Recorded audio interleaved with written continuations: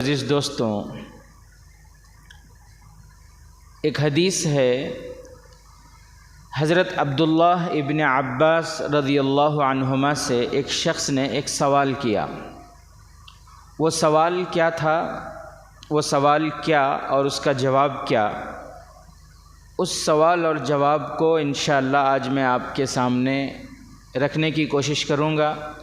دعا فرمائیں اللہ تعالی ہمیں سوال جواب دونوں سمجھنے کی توفیق عطا فرمائے۔ حضرت عبداللہ ابن عباس رضی اللہ تعالی عنہ کون؟ بڑے جلیل القدر صحابی ہیں اور بڑے علمی اعتبار سے بڑے صحابہ میں ان کا شمار ہوتا ہے۔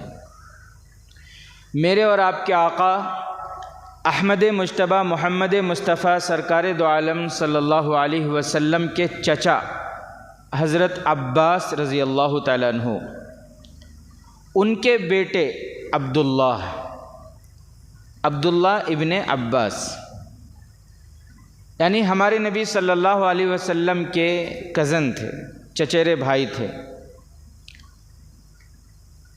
عمر میں بہت چھوٹے تھے، عمر میں بہت چھوٹے۔ کتنے چھوٹے؟ لکھا ہے کتابوں میں کہ جس وقت شافی محشر ساقی کوثر جناب آقا محمد الرسول اللہ صلی اللہ علیہ وسلم دنیا سے تشریف لے گئے، آپ صلی اللہ علیہ وسلم کے وصال مبارک کے وقت حضرت عبداللہ ابن عباس کی عمر تھی 10 سال۔ بہت چھوٹے تھے عمر میں، لیکن اللہ نے بے پناہ علم سے نوازا تھا۔ قرآن کا علم، تفسیر کا علم، حدیث کا علم، اللہ نے ایسا اتنا علم سے ان کو نوازا، اور اس کی وجہ یہ وہ جو اتنے علم والے ہوئے وہ بھی ہمارے نبی صلی اللہ علیہ وسلم کی دعا کی بدولت، دعا کی وجہ سے انہوں نے دعائیں لی، اور اللہ کے نبی صلی اللہ علیہ وسلم کی دعا، بچپن سے ہی ان کو خدمت کا بہت شوق تھا، خدمت کا جذبہ تھا۔ ایک مرتبہ ہمارے نبی صلی اللہ علیہ وسلم قضائے حاجت، ضرورت سے فارغ ہونے کے لیے باہر تشریف لے گئے۔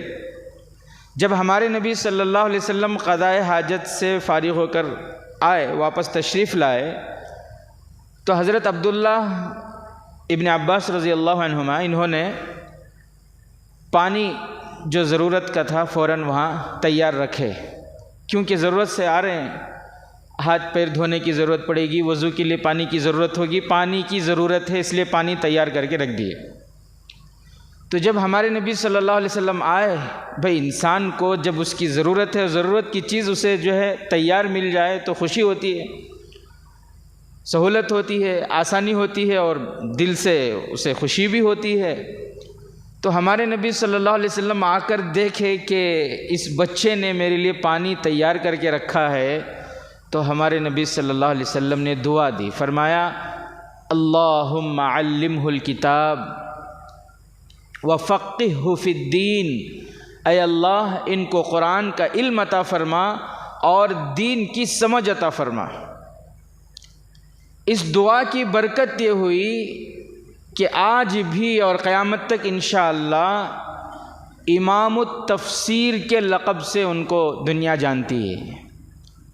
قرآن کی تفسیر میں سب سے آخری بات کے طور پر اگر سب سے زیادہ معتبر بات اگر کسی کی مانی جاتی ہے تو وہ حضرت عبداللہ ابن عباس رضی اللہ تعالیٰ عنہ کی بات کو مانی جاتی ہے۔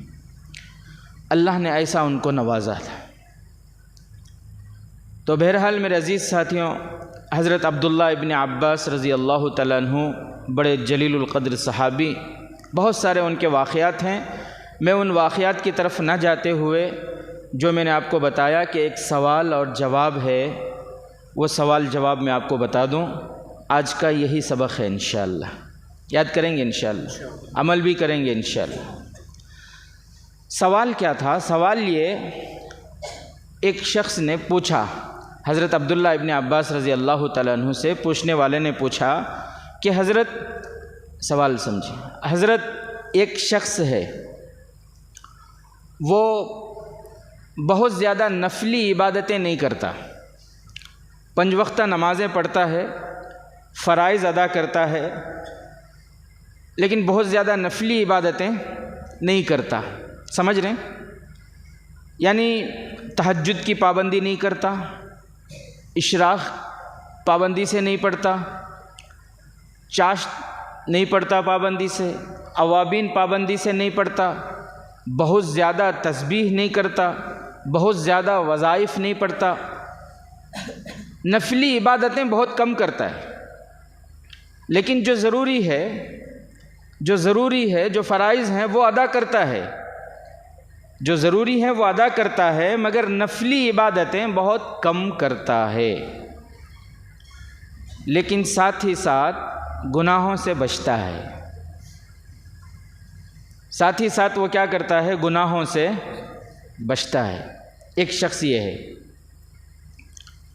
اور ایک شخص ہے جو فرائض کے ساتھ ساتھ نفل عبادتیں بھی بہت کرتا ہے. فرائض تو ادا کرتا ہی ہے، فرائض کے ساتھ ساتھ نفلی عبادتیں جو بھی ہیں وہ ساری نفلی عبادتوں کو بھی بہت پابندی سے وہ کرتا ہے. مطلب یہ کہ وہ اشراق بھی پڑھتا ہے، وہ چاشت بھی پڑھتا ہے، وہ اوابین بھی پڑھتا ہے، وہ بہت زیادہ تسبیح بھی پڑھتا ہے، وہ بہت زیادہ وظیفے بھی پڑھتا ہے، نفلی عبادتیں بہت کثرت کے ساتھ وہ کرتا ہے، اور ساتھ ہی ساتھ وہ گناہوں سے بھی نہیں بچتا، گناہ بھی کرتا ہے. وہ گناہ بھی مطلب یہ ہے کہ وہ کسی پر تہمت بھی لگاتا ہے، کسی کی غیبت بھی کرتا ہے، کسی کی چغلی بھی کرتا ہے، لوگوں کے پیچھے پڑا رہتا ہے، تجسس، کس کے اندر کیا عیب ہے، کس کے اندر کیا کمی ہے، کیا کوتاہی ہے، اس کمی کوتاہی کو معلوم کر کے پھر اسے دوسروں کے سامنے بیان کرنا. لوگوں کی برائی بھی کرتا ہے، کسی کا ناحق مال بھی دبا لیتا ہے، کسی پر ظلم بھی کرتا ہے، کسی پر زیادتی بھی کرتا ہے، لیکن فرائض اور نوافل بھی کثرت سے کرتا ہے. یہ بات سمجھ رہے ہیں؟ سوال کیا کہ ایک شخص وہ ہے جو نفلی عبادتیں بہت زیادہ نہیں کرتا، فرائض ادا کرتا، نفلی عبادتیں بہت زیادہ نہیں کرتا، لیکن وہ گناہوں سے بچتا ہے. اور ایک شخص وہ ہے جو عبادتیں بھی خوب کرتا ہے اور گناہ بھی خوب کرتا ہے، جو عبادتیں بھی بہت کثرت سے کرتا ہے اور گناہ بھی بہت کرتا ہے. ان دونوں میں کون بہتر ہے؟ ان دونوں میں سے کون اچھا ہے، کون بہتر ہے؟ سوال کرنے والے نے سوال کیا، جواب سنیے حضرت عبداللہ ابن عباس رضی اللہ تعالیٰ عنہ کا. حضرت عبداللہ ابن عباس رضی اللہ تعالیٰ عنہ نے فرمایا اعدل بالسلامہ. حضرت عبداللہ ابن عباس رضی اللہ تعالیٰ عنہ نے فرمایا ان دونوں میں سب سے بہتر وہ ہے جو کم عبادت کرتا ہے لیکن گناہوں سے بچتا ہے. عبادت، نفلی عبادتیں اس کے پاس کم ہیں لیکن وہ گناہوں سے بچتا ہے، وہ سب سے بہتر ہے. یہ جواب بہت بڑی بات ہے، یہ ہمیں سمجھنے کی ضرورت ہے اسے. آج ہمارا ذہن کیا بولے؟ نیک بننا اگر کو بولے تو زیادہ سے زیادہ عبادت کرنا، زیادہ تسبیح پڑھیں گے اور جو ہے زیادہ نفلی نمازیں پڑھیں گے، زیادہ عبادت کریں گے تو نیک بن جائیں گے. ذہن میں یہ بات نہیں آتی کہ نیک بننے کے لیے گناہ چھوڑنا ضروری ہے، یہ کسی کے ذہن میں نہیں آتا. بھئی نیک بننے کے لیے گناہ چھوڑنا ضروری ہے، یہ بات ہمارے ذہنوں میں نہیں آتی. حکیم الامت حضرت مولانا اشرف علی تھانوی رحمۃ اللہ علیہ کے پاس جب بھی کوئی اپنی اصلاح کے لیے آتا تھا تو حضرت اس کو بہت زیادہ تسبیح دے دیے، صبح میں یہ پڑھو، شام میں یہ پڑھو، دوپہر میں یہ پڑھو، نمازوں کے بعد یہ پڑھو. بہت زیادہ تسبیح وظیفے نہیں دیتے تھے ان کو. کوئی بھی حضرت کے پاس اپنی اصلاح کے لیے آتا تھا تو حضرت لمبے لمبی تسبیحیں اور لمبے لمبے وظیفے کی تلقین نہیں کرتے تھے، بلکہ حضرت سب سے پہلی بات جو کرتے تھے وہ یہ کہ تم پچھلے تمام گناہوں سے توبہ کرو، ابھی فوراً تم پچھلے تمام گناہوں سے توبہ کرو اور آئندہ کے لیے عزم کرو، ارادہ کرو کہ آئندہ گناہ نہیں کروں گا، ہر گناہ سے چاہے چھوٹا ہو یا بڑا ہر گناہ سے بچوں گا۔ وظیفے کی تلقین نہیں، گناہوں سے بچنے کی تلقین فرماتے تھے حضرت اشرف علی تھانوی رحمۃ اللہ علیہ۔ یہ بہت ضروری ہے، گناہوں سے بچنے کی فکر کرنا یہ بہت ضروری ہے، ورنہ انسان نیک عمل کرتا رہے پھر بھی اس کے نیک عمل سے فائدہ نہیں ہوگا۔ نیک عمل بھی کر رہا ہے اور ساتھ میں گناہوں سے بچنے کی فکر نہیں کر رہا، گناہوں سے نہیں بچ رہا، تو اس سے فائدہ نہیں ہوگا، بولو اس سے فائدہ نہیں ہوگا۔ علماء نے اس کو ایک مثال کے ذریعے سمجھایا ہے، جیسے مثال کے طور پر ایک شخص ہے جو ٹانک پیتا ہے، کمزوری دور کرنے کے لیے ٹانک پی رہا ہے۔ اب یہ ٹانک میں جسم کے لیے طاقت ہے،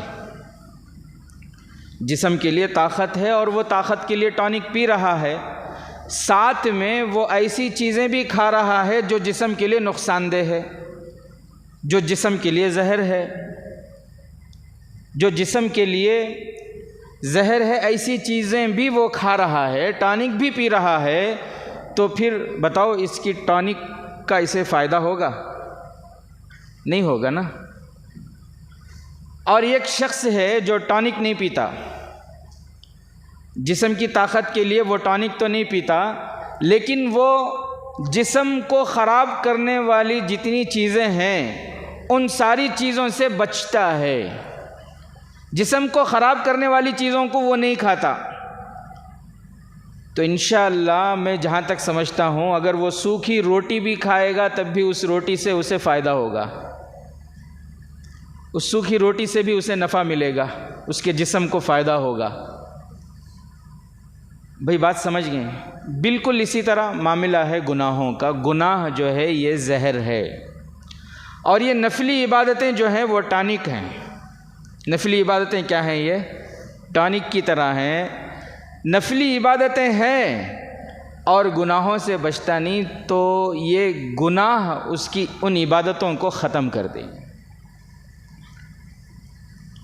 کسی نے پوچھا اچھا بہت سے گناہ ایسے ہیں کہ ہم لوگ یہ کیا بھی نہیں، یہ مکروشنا، یہ کیا بھی نہیں، صغیرہ گناہ، یہ کبیرہ گناہ نہیں ہے، یہ چھوٹا موٹا چلتا کیا بھی نہیں کرتے۔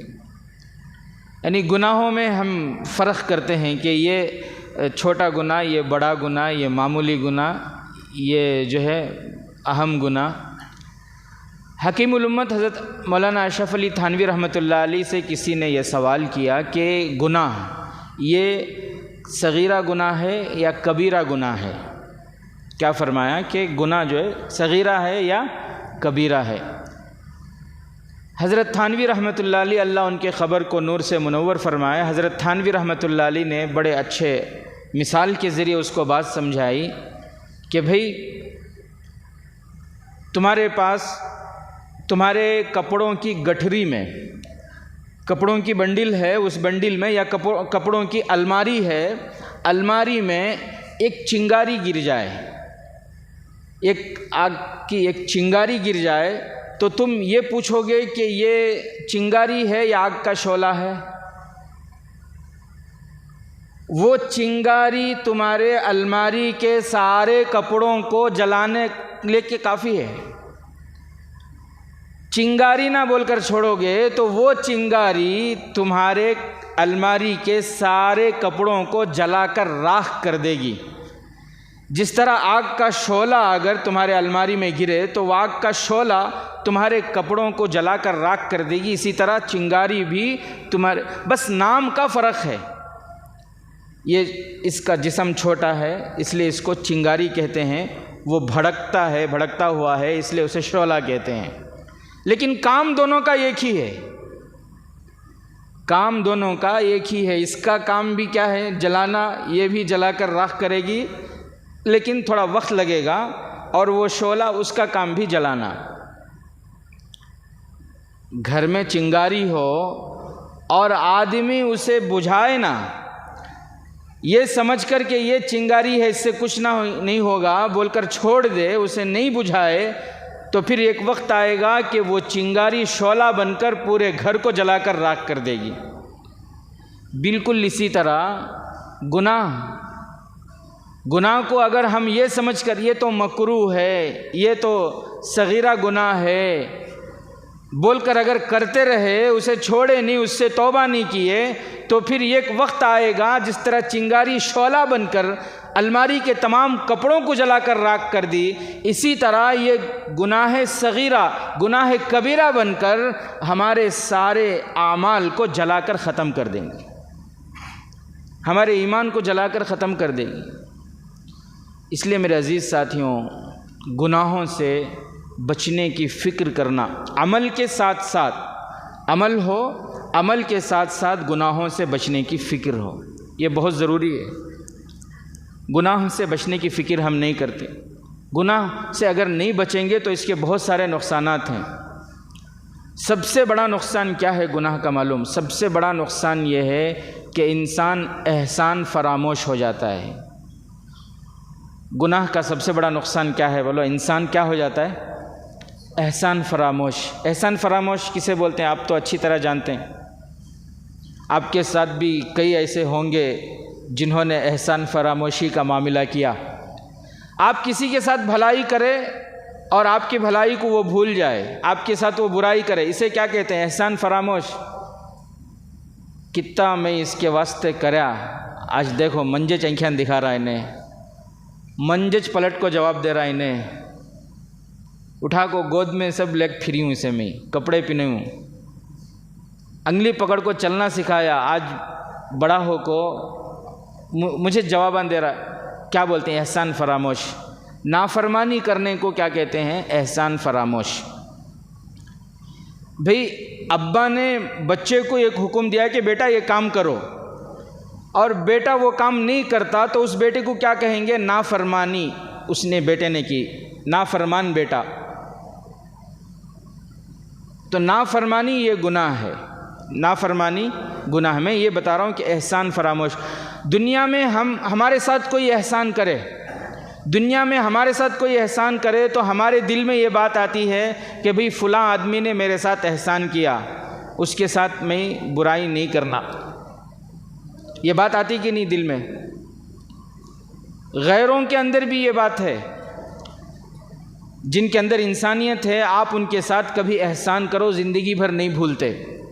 یاد رکھتے ہیں کہ فلاں موقع پر انہوں میرا ساتھ دیے تھے، فلاں موقع پر انہوں میرے ساتھ احسان کرے تھے بول کر زندگی بھر نہیں بھولتے. وہ خود میرے ساتھ کئی ایسے واقعات، میں آپ کو ایک ایسا واقعہ بتاؤں کیونکہ وہ آدمی ابھی بھی موجود ہے، آپ اس سے جا کر ملنا چاہیں مل سکتے ہیں. ہمارے خلیل بھائی جانتے ہیں اس آدمی کو. شوگر ٹاؤن میں عبدالرشید مسجد کے بازو عبدالرشید بھائی کا گھر ہے، ان کے گھر کے بازو کا گھر.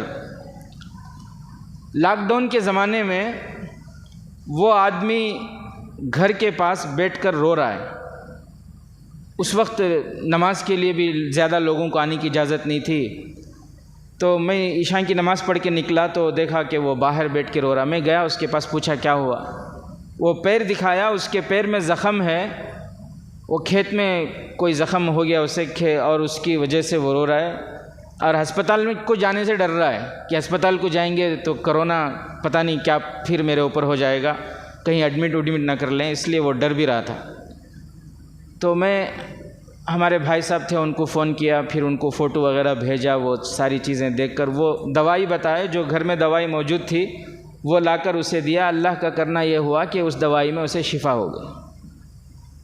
اللہ کے گھر میں بیٹھ کے بولتا ہوں، اللہ کی قسم، آج بھی اگر وہ شراب کی نشے کی حالت میں بھی ہو تب بھی لڑکتا ہوا بھی سلام کرتا ہے. وہ جب بھی دیکھو سلام کرتا ہے. وہ کہتا ہے کہ آپ نے میرے ساتھ احسان کیا تھا،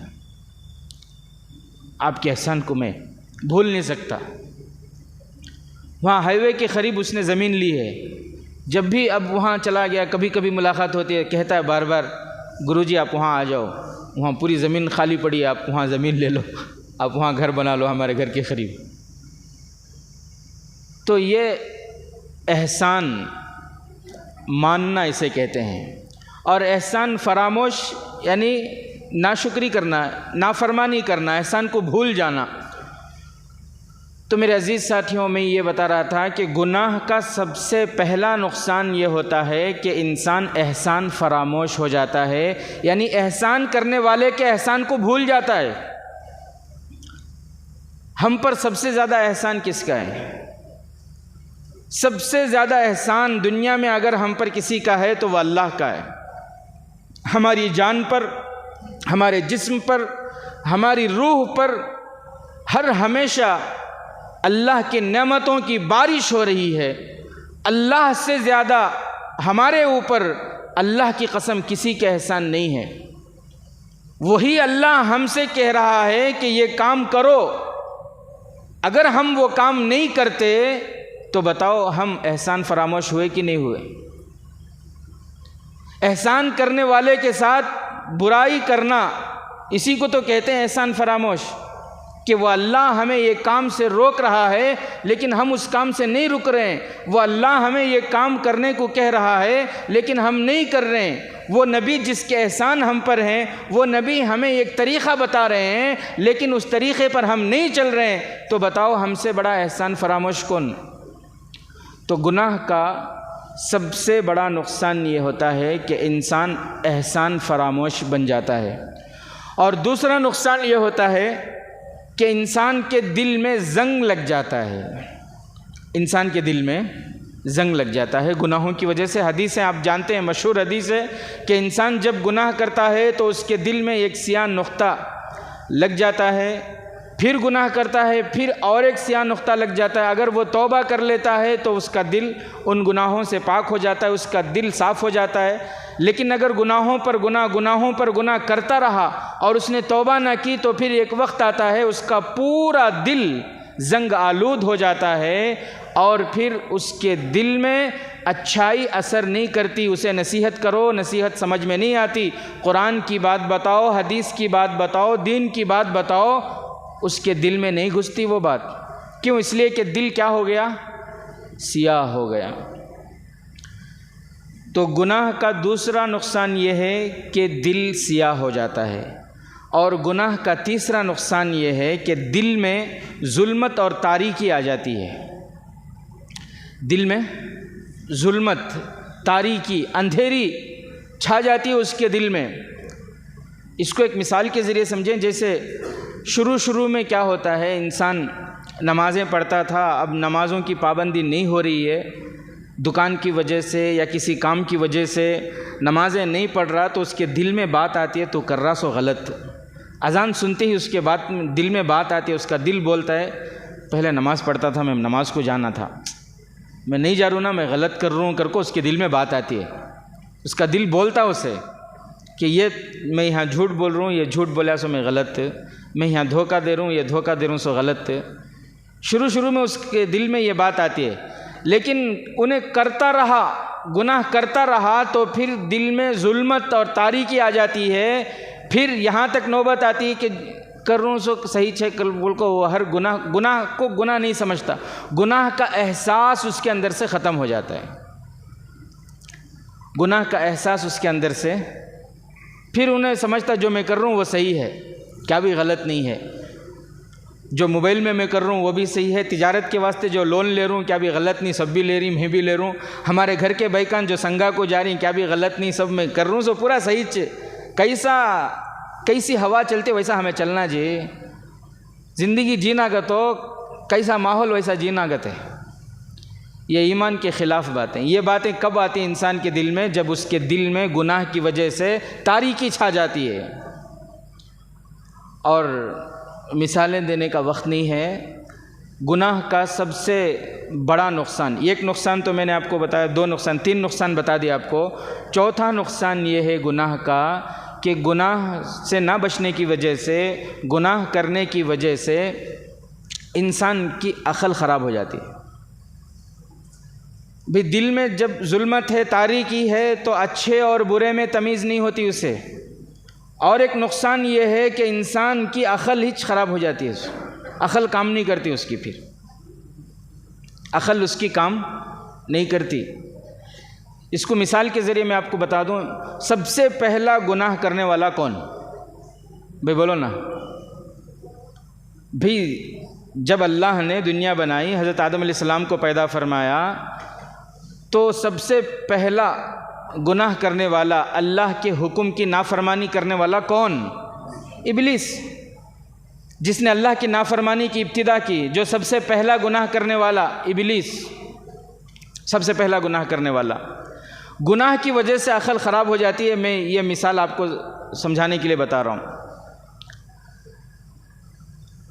ایک روایت میں ہے، پتہ نہیں وہ روایت سند کے اعتبار سے کتنی مضبوط ہے، لیکن چونکہ بہت مشہور وہ روایت ہے اور فائدے کی بات ہے، اس لیے میں آپ کو بتا رہا ہوں. ہو سکتا ہے کہ حدیث کے اعتبار سے، وہ روایت کے اعتبار سے بہت کمزور ہو. ایک مرتبہ حضرت موسیٰ علیہ السلام اللہ تعالیٰ سے ہم کلامی کے لیے جا رہے تھے، بات چیت کرنے کے لیے جا رہے تھے. تو ابلیس نے راستے میں روک کر کہا کہ آپ کہاں جا رہے ہیں؟ اللہ سے بات چیت کرنے.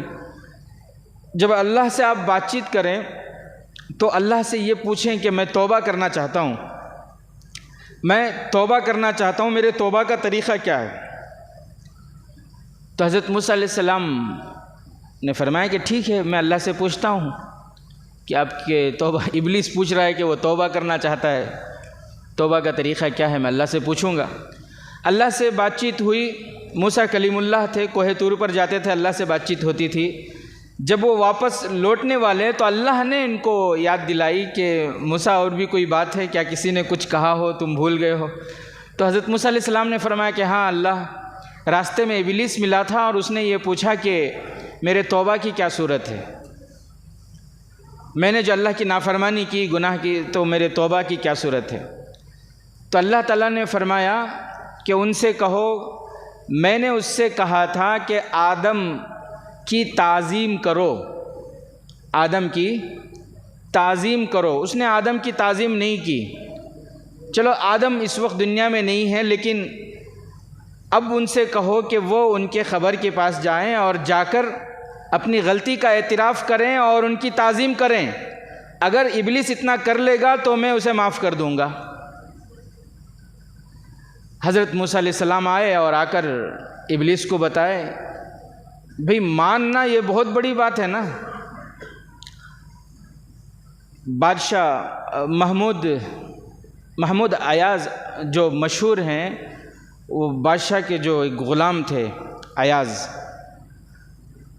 نام تھا نا ان کا، جو بہت مطلب سارے جلتے تھے ان سے، سارے جتنے بھی وزراء تھے سب جلتے تھے اور بادشاہ سے مطلب یہ کہتے تھے کہ یہ اس غلام کو کیوں اتنا چاہتے ہیں، ہمیں اتنا نہیں چاہتے جتنا اس غلام سے ان کو محبت ہے. تو بادشاہ نے ان سب کو یہ بتانے کے لیے کہ میں کیوں اتنا چاہتا ہوں اس بندے سے، مجھے اتنی کیوں محبت ہے، یہ بتانے کے لیے بادشاہ نے کیا کیا، ایک مرتبہ سارے وزیروں کو بلا کر بٹھا کر پھر ایک جو ہے وہ صندوق منگوایا اور صندوق کھول کر اس کے اندر سے ایک قیمتی ہیرا نکالا اور سارے وزیروں سے کہا کہ فلاں ملک کے بادشاہ نے یہ قیمتی ہیرا مجھے تحفے میں دیا ہے. یہ کہہ کر ایک وزیر کو بلا کر کہا کہ لو اسے اٹھاؤ اور اٹھا کر اسے توڑ دو. تو اس وزیر نے کہا کہ بادشاہ اتنا قیمتی ہیرا میں توڑ دوں، یہ کیسے ہو سکتا ہے؟ نہیں، میں آپ کا نقصان نہیں کر سکتا. بادشاہ نے کہا ٹھیک ہے رکھو جاؤ. اسی طرح باری باری سب کو بلاتے رہے اور کہا کہ اسے اٹھاؤ توڑ دو. سب نے یہی کہا کہ بادشاہ آپ غصے میں شاید بول رہے ہیں، آپ شاید ایسے ہی مذاق کر رہے ہیں. کسی نے نہیں توڑا. بادشاہ نے اس غلام کو، جس غلام سے بہت محبت تھی، اس سے کہا ایاز سے کہ یہ اٹھاؤ اور اسے توڑ دو. ایاز آئے اور اٹھا کر اس موتی کو نیچے مار کر توڑ دیے اسے. بادشاہ نے کہا کہ اس وجہ سے میں اس غلام سے زیادہ محبت کرتا ہوں. تم نے کیوں توڑا؟ سب نے نہیں توڑا، تم نے کیوں توڑا؟ تو انہوں نے کہا میرے دل میں دو بات آئی، ایک یہ ہے کہ موتی توڑ دوں، ہیرا توڑ دوں، اور ایک بات یہ آئی یا بادشاہ کا فرمان توڑ دوں، بادشاہ کا حکم توڑ دوں. تو میں نے یہ مناسب سمجھا کہ بادشاہ کا حکم نہ توڑوں بلکہ ہیرا ہی توڑ دوں. اللہ اکبر۔ تو آج ہم کیا کر رہے ہیں؟ اللہ کے حکموں کو توڑ رہے ہیں، بہانے بناتے ہیں۔ کئی کو لون لیے نہیں حضرت وہ تجارت میں لینا پڑتا ہے، کئی کو سنگت بھیج رہی نہیں حضرت وہ شادی کا، وہ تجارت کا، وہ گھر کے فریج کا مسئلہ تھا۔ صحیح بات، کتنے گھراں تباہ ہو رہی، ہارڈ ہو رہی، برباد ہو رہی، لیکن اس کے باوجود بھی عقل تو نہیں آ رہی، دماغ میں بات تو نہیں گھس رہی کہ یہ حرام ہے، اس سے زندگی میں کبھی بھلائی آ ہی نہیں سکتی۔ خوب یاد رکھ لیں، رشوتوں سے، سود سے، سنگے سے، لون سے، اللہ کی نافرمانی کر کے ان حرام کمائیوں سے اللہ کی قسم زندگی میں کبھی سکون نہیں آ سکتا۔ آپ کبھی زندگی میں سکسیس نہیں ہو سکتے، کبھی کامیاب نہیں ہو سکتے۔ ابھی بچہ بڑاچ نہیں ہوا تب بھی اس کے واسطے نہیں، فیوچر میں جا کو انہیں بڑے ایڈمیشنہ لینا، اس کے واسطے اب سے لون کرتے، اب سے لون بھر رہی بچے کے۔ حضرت یعقوب نانوتوی رحمۃ اللہ علیہ دارالعلوم دیوبند کے صدر مدرس تھے۔ حضرت کے بارے میں لکھا ہے، ایک صاحب نے ایک مرتبہ دعوت کی، اس کو جانتے نہیں تھے، بہرحال دعوت قبول کرنا، حضرت چلے گئے وہاں۔ حضرت فرماتے ہیں کہ ایک لقمہ حرام کا پیٹ میں چلا گیا تھا میرے، اس کی نحوست یہ ہوئی کہ 2 مہینے تک ہر وقت میرے دل میں گناہ کے خیالات آتے تھے کہ یہ گناہ کر لوں، یہ گناہ کر لوں۔ ایک لقمہ حرام کی یہ نحوست کہ 2 مہینے تک دل میں گناہوں کے خیالات آتے تھے۔ میں توبہ کرتا رہا، 2 مہینے کے بعد اس ایک لقمہ حرام کی نحوست میری زندگی سے ختم ہوئی۔ اللہ اکبر۔ یہاں پوری تجارتی لون پو ہے، پورا گھر کا گزارا سنگے پو ہے، پوری دکانداری، پوری تجارت جھوٹ پو ہے۔ کہاں سے دل میں اچھے خیالات آتی ہیں بولو؟ کہاں سے امام صاحب کی قدر آتی ہے، مؤذن صاحب کی قدر آتی ہے، علماء کی قدر آتی ہے، دینداروں کی قدر آتی ہے، قرآن کی محبت آتی ہے؟ فلسطین کے بچوں کے وہ حالات دیکھ رہے ہیں، لیکن اس کے باوجود دل میں ایک رتی بھی درد نہیں آتا۔ گناہوں کی نحوست یہ دیکھ رہے ہیں، وہاں کتنے ہزاروں بچے، ننھے منھے بچے بے گھر ہو گئے، یتیم ہو گئے۔ وہ سب دیکھنے کے باوجود بھی سبا اس کی شادی میں دیکھو، کیا تو بھی انہیں دعوتہ میں کم کر رہا ہے، فضول خرچی میں کم کر رہا ہے؟ کہ وہ دل میں ایمان نہیں ہے؟ اللہ کے نبی صلی اللہ علیہ وسلم کے سامنے ایک صحابی اپنے زمانے جاہلیت کا واقعہ سنا رہے تھے کہ جب میں زمانے جاہلیت میں تھا، میں نے بیٹی کے ساتھ ایسا معاملہ کیا، اسے زندہ درگور، میرے نبی کی آنکھوں میں آنسو آ گئے، میرے نبی رونے لگے تھے۔ آج سوشل میڈیا کے ذریعے پوری خبریں ہم دیکھ رہے ہیں، لیکن اس کے باوجود مسجد میں بیٹھ کو ان کے واسطے دعا کریں گے، اتنا تو کر سکتی نا؟ سب بھی ساتھیاں مل کو ان کے واسطے دعا کریں گے۔ کبھی آیا دل میں خیال کی وہ نہیں آ رہا؟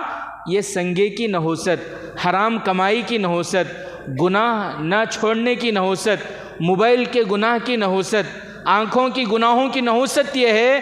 ظاہر میں راشن کارڈ میں، آئی ڈی کارڈ میں، گورنمنٹ لسٹ میں ہمارا نام مسلمان ہے، لیکن اللہ کی قسم ایمان کا الف بھی ہمارے دل میں نہیں ہے۔ گناہوں کو چھوڑنے کی ضرورت ہے۔ آج میرے عزیز ساتھیوں، بہت سارے گناہ ہیں۔ ایک بہت بڑا گناہ جو اس وقت ہمارے معاشرے کے اندر بہت تیزی کے ساتھ پھیل رہا ہے اور اس کے شکار ہو رہے ہیں 10 سال سے لے کر 20 سال کے اندر کے بچے، نشے کی عادی۔ نشہ بہت عجیب عجیب قسم کے نشے ہیں، آپ میرے سے اچھی طرح جانتے ہیں، اور ماں باپ بھی اس سلسلے میں، ماں باپ کو بھی کوئی فکر نہیں ہے۔ بیڑی کالونی کے امام صاحب بتا رہے تھے پرسوں، پورے بیڑی کالونی کا سروے کرے تو سروے سے معلوم ہوا کہ اس میں جو 8 سال کے اوپر کے بچے، 8 سال سے اوپر کے اور 20 سال کے اندر کے زیادہ ہیں، 80% وہ ہیں جن کی عمر 20 سال کے اندر ہے۔ بہت سے بچوں کو ریڈ ہینڈ پکڑ کر ان کے ماں باپ کو بتائے تو ان کے ماں باپ ان کو الڈا رہی، اے ہمارا بچہ ویسا نہیں، تمہیں غلط سوچ لیں سو، غلط سمجھ لیں سو۔ یہ جو نشے میں پڑ رہی بچے، ان کو نشے سے بچانا بہت ضروری ہے، ورنہ اللہ کی قسم صرف یہ جو نشے کے عادی ہوتے ہیں، ایک تو یہ کہ ان کی نسل خراب ہوتی ہے، ان کے اندر مردانگی ختم ہو جائے گی، ان کی بیوی ہوتے ہوئے بھی اس کے ساتھ جو زندگی گزارے گی ایک بیوہ کی طرح زندگی گزارے گی، یاد رکھو۔ خدا نخواستہ اگر بچے ہوئے تو وہ بچے یتیموں کی طرح زندگی گزاریں گے۔ نشے کے جو عادی ہوتے ہیں ان کے بچوں کا کیا حال ہوتا ہے؟ کوئی پرسان حال نہیں ہوتا۔ ایک 5-6 سال پہلے کی بات بتا رہا ہوں میں، ظہر کے وقت جامع مسجد کے امام صاحب قاری اکبر خان صاحب فون کرے، کہاں ہی ذرا آؤ یہاں۔ فوراً وہاں گئے ہمیں، تو وہاں معلوم ہوا ایک عورت 2 بچوں کے ساتھ آکو ہے، وہاں بیٹ کو ہے۔ اسے بات کرے کیا قصہ، بولے تو یہ 2 بچوں کو میرے پالنے کی ذمہ داری لے لو، میرا شوہر پی کو یہاں وہاں پڑے رہتا ہے، میں کہاں کی کام کو جاتی ہوں، میرے سے نہیں ہو رہا پالنے، ذرا ذمہ داری لے لو۔ نشہ کرنے والوں کی بچوں کی یہ حالت ہوتی ہے۔ آج میرے عزیز ساتھیوں، یہ خوش فہمی میں نہ رہیں کہ ہمارے بچے نہیں اچھے، ہمارے بچے نہیں بگڑتے، ہمارا بچہ ایسا نہیں کرتا، ایسا نہیں ہے۔ ماحول اتنا خراب ہے، اوپر سے کوششیں ہو رہی ہیں مسلمانوں کی نسلوں کو تباہ کرنے کا، اور اس کے لیے وہ نشے کی لت کو بڑھا رہے ہیں، نشے کی چیزوں کو پھیلا رہے ہیں، خاص طور سے لوگوں میں اور نوجوانوں میں اور مسلم طبقے کے اندر۔ کیوں؟ اس لیے کہ ان کو یہ لت لگ جائے گی تو ان کی نسلیں تباہ ہو جائیں گی۔ یہ نہ سوچو کہ وہ بازو گھر کا بچہ، وہ محلے کا بچہ، ان کا گھر نہ جا رہا، سو اللہ کی قسم آپ کی بیوی اور آپ کی بیٹی کو بھی نہیں بخشیں گے یہ نشے کے عادی، آپ کے گھر کو بھی نہیں بخشیں گے، چوری کی عادت پڑے گی ان میں، پورے ماحول کو، پورے سماج کو تباہ برباد کر دیں گے اگر ان نشہ کرنے والوں کو ہم نشے سے نہ چھڑائیں۔ اگر ان نشہ کرنے والوں کو ہم نے ان کے بارے میں فکر نہیں کی، ان کو نہیں بچایا، ایمان تو جائے گا ہی۔ بھئی نشہ کرنے والے کا ایمان رہتا ہے کیا؟ حضرت فضیل بن عیاض، وقت زیادہ ہو رہا ہے، یہ بات بتا کے میں اپنی بات کو ختم کروں۔ فضیل بن عیاض، بالکل شارٹ کٹ میں آپ کو بتا دوں، فضیل بن عیاض رحمۃ اللہ علیہ کے ایک شاگرد تھے۔ جب ان کا انتقال ہوا تو حضرت نے خواب میں دیکھا کہ وہ جہنم میں۔ حضرت کو بڑا تعجب ہوا، ارے میرا شاگرد، میرا اسٹوڈنٹ جہنم میں۔ حضرت نے پوچھا کہ بیٹا یہ کیسے، تو جہنم میں کیسے چلا گیا؟ تو تو میری صحبت میں تھا، تو میرے ساتھ رہتا تھا، نمازیں پڑھتا تھا، عبادت کرتا تھا، تو کیسے جہنم میں؟